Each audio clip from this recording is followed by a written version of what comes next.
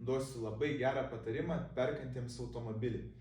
Prieš ieškodami savo perkamo automobilio išsiaiškinkite, kiek jis yra ilgaamžiškas.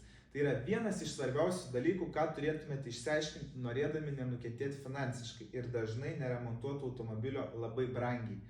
Kaip pavyzdį duosiu 520 F10.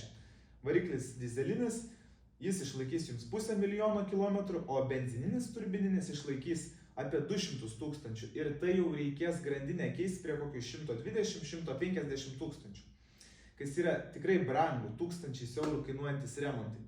Visada pasidomėkite apie šitą dalyką – ilgaamžiškumą. Nes pastebėjau, paskutiniu metu žmonės perka automobilius pagal skonį. O, patinka, gražus, kažkur girdėjau benzinas, čia mažiau taršus ir perku aš tada šitą. Nors kad tai yra šlamštas, neilgaamžiškas, kai gali būti dizelis ir pilnai ilgaamžiškas, arba taip pat ir su benzinu. Individualiai, pagal modelį, pagal markę. Ir noriu užduoti jums klausimą, kaip jūs darot prieš ieškodami automobilio, ar domitės apie jo ilgaamžiškumą ir parašykite į komentarus, kaip domitės, ar domitės ir kiek jums tai svarbu. Bus labai įdomu pasižiūrėti.